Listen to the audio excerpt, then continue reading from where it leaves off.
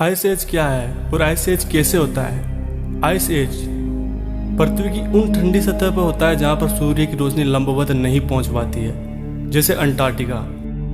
और आपने game of thrones तो देखा ही होगा। इसमें बार बार कहा जाता है कि आइस एज आ रहा है, लंबी सर्दियां आ रही है, पर असल में इसका मतलब क्या होता है?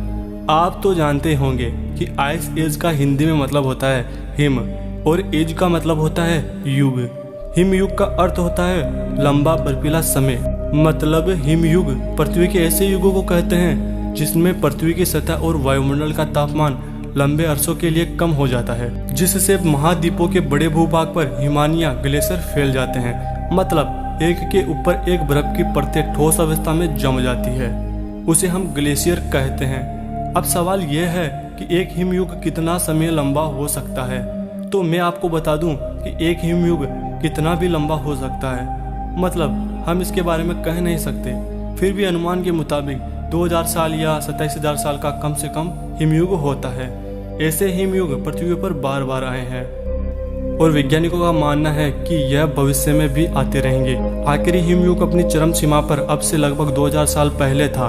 माना जाता है कि यह हिमयुग लगभग 12,000 वर्ष पूर्व समाप्त हो गया, लेकिन कुछ वैज्ञानिकों का कहना है कि ग्रीनलैंड और अंटार्कटिका पर अभी भी बर्फ की चादरें होने का अर्थ है कि हिमयुग अपने अंतिम चरणों पर है और अभी समाप्त नहीं हुआ है। वैज्ञानिकों को 5 बड़े हिमयुग ज्ञात हैं।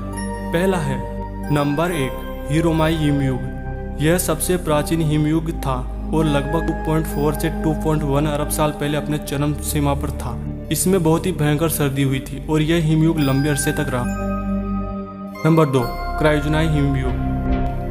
यह आज से लगभग 85 से 63 करोड़ वर्ष पूर्व हुआ और पिछले 1 अरब वर्षों का सबसे भयंकर हिमयुग माना जाता है।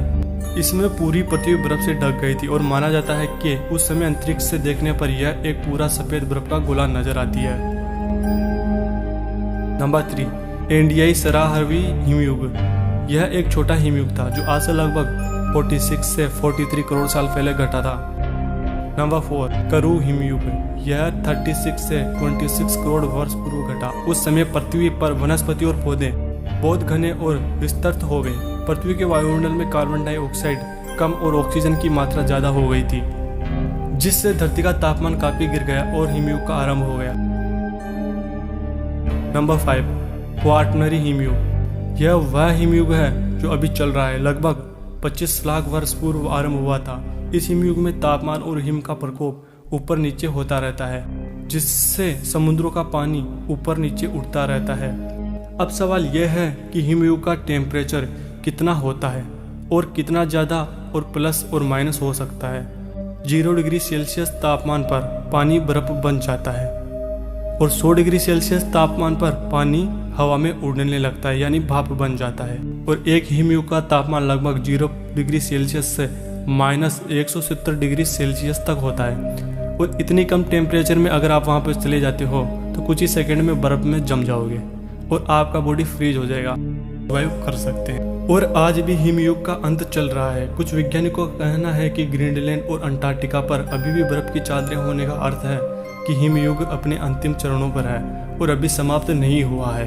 एशिया, अफ्रीका, उत्तरी अमेरिका और दक्षिणी अमेरिका के बाद पृथ्वी का 5वां सबसे बड़ा महाद्वीप है अंटार्कटिका और इसका 98% भाग औसतन 1.6 किलोमीटर मोटी बर्फ की परत से ढका हुआ है।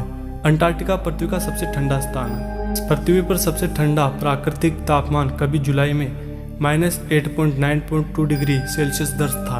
अंटार्कटिका को विशाल वीरान बर्फीले रेगिस्तान भी कहा जाता है। जाड़ों में इसके आंतरिक भागों का कम से कम तापमान -80 डिग्री सेल्सियस और -90 डिग्री सेल्सियस के बीच होता है और गर्मियों में इनके तटों का तापमान अधिकतम तापमान 5 डिग्री सेल्सियस और 15 डिग्री सेल्सियस के बीच होता है। बर्फीली सतह पर गिरने वाली पराबैंगनी प्रकाश की किरणें साधारणतया पूरी तरह से प्रभावित हो जाती है। इस कारण अंटार्कटिका में सन्नबर्न अक्सर एक स्वास्थ्य मुद्दे के रूप में है।